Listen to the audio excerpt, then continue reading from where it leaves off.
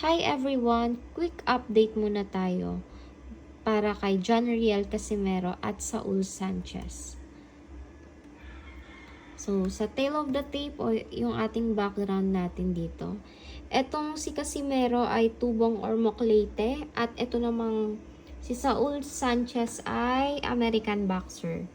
Si Casimero 35 years old, etong si Sanchez ay 27 years old, bata pa pala to.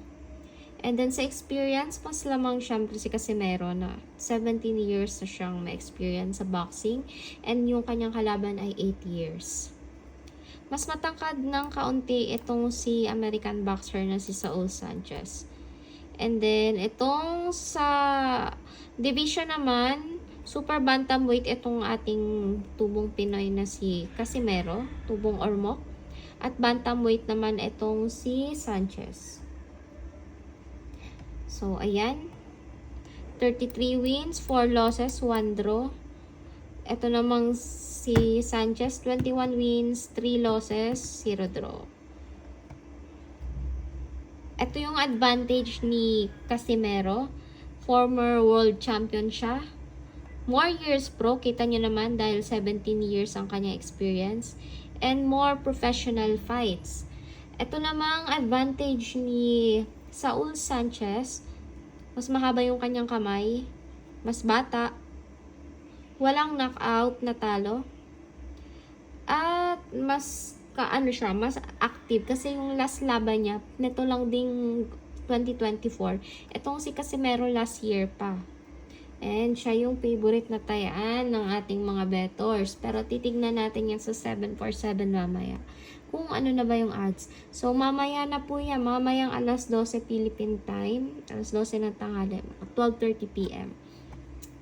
Yung laban nila ay gaganapin pala sa Yokohama, Kanagawa, Japan. Ayan, guys. Meron na naman yung mga magkakalat na live broadcast sa FB. Abang-abang na lang kayo. So, ayan.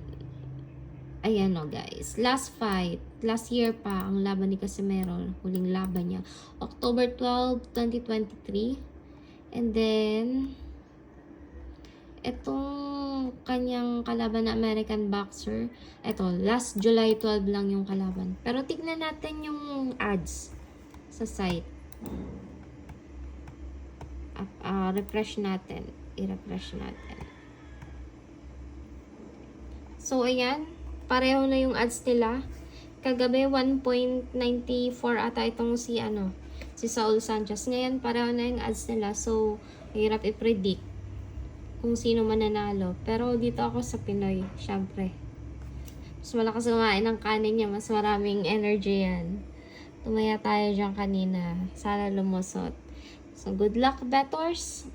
More tamasa sa inyo. Sa mga gustong mag-register na player, comment lang kayo or message sa akin sa Facebook ko, Denise Nicole Ayala Sejero.